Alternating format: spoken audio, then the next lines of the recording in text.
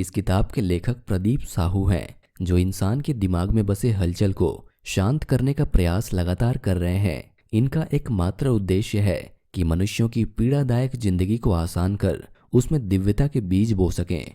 अगर आपने अब तक हमारे इस चैनल को सब्सक्राइब नहीं किया है तो जल्दी से सब्सक्राइब करें और बगल में दिए गए बेल आइकन को प्रेस करें ताकि हमारे चैनल पर आने वाली लेटेस्ट वीडियोस की जानकारी सबसे पहले आपको मिले। हमारी सोच पर ही निर्भर है कि जिंदगी कैसी होगी। क्या आप अपने पालतू जानवरों के पीछे पीछे चलना चाहते हैं या फिर आप उन्हें प्रशिक्षण देकर अपने रास्तों पर चलाना चाहते हैं? इन दोनों स्थितियों की तरह ही हमारा दिमाग भी काम करता है। हम जैसा सोचते और करते हैं हम वैसे ही बन जाते हैं। ज़्यादातर लोगों को अपने मॉर्निंग या इवनिंग वॉक पर अपने पेट्स के पीछे पीछे चलना अच्छा लगता है। इस तरह के लोगों को देखकर ऐसा लगता है कि वो इन्हीं जानवरों के अधीन है। इस तरह की आदत में लोग आम तौर पर अपने दिमाग की बातें सुनते हैं। हमारा दिमाग भी हमारे पेट्स के जैसा ही होता है।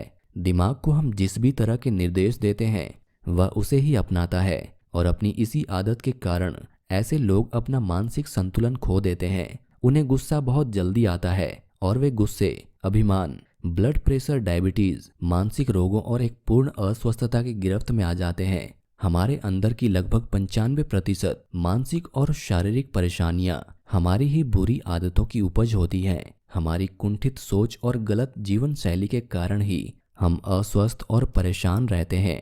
बहुत बार ऐसा होता है कि हम बिना सोचे समझे कुछ ऐसा बोल या कर जाते हैं जिसका हमें बाद में बहुत पछतावा होता है। कभी कभी तो हमारा दिमाग कुछ इस तरह का व्यवहार करने पर मजबूर कर देता है जिससे हमें बाद में शर्मसार होना पड़े।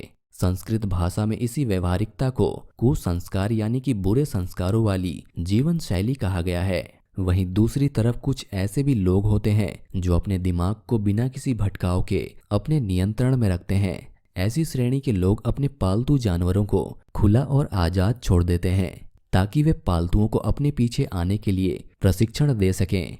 ऐसी प्रवृत्ति वाले लोगों का अपने दिमाग पर पूरा नियंत्रण होता है। ऐसे लोग अपना मानसिक संतुलन बनाए रखते हैं, कभी गुस्सा नहीं करते, अभिमान और डायबिटीज, ब्लड प्रेशर जैसी अस्वस्थ कर देने वाली बीमारियों से बहुत दूर रहते हैं। हमें सुखी और स्वस्थ जीवन जीने के लिए भगवान और कुदरत के नियमों और सिद्धांतों का पालन करना चाहिए। दिन रात, सूर्योदय सूर्यास्त, चांद सूरज, तारों, आसमान, बादलों आदि को बनाने वाला कोई और नहीं बल्कि ईश्वर ही है। बदलते हुए मौसम, पहली हवा, पानी, धरती, आकाश, पाताल सबका निर्माण करने वाला ईश्वर है। इस धरती पर, जल में, आकाश में, हर जगह रहने वाले प्राणी उसी ईश्वर की रचना है।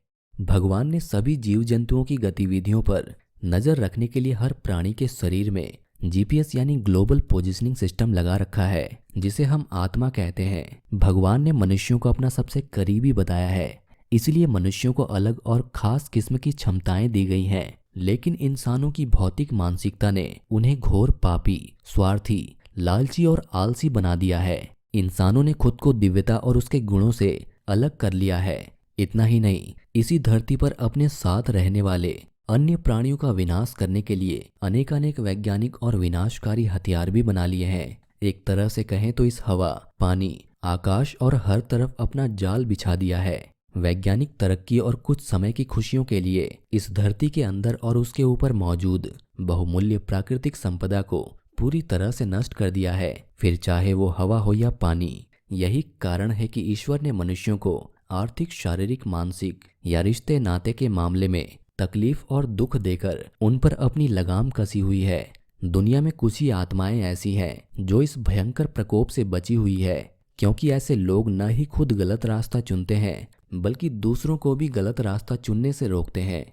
अगर आप पूरी बुक पढ़ना चाहते हैं तो डिस्क्रिप्शन बॉक्स में दिए गए लिंक पर क्लिक करें और अमेज़न पर इस बुक को सब्सक्राइब करें।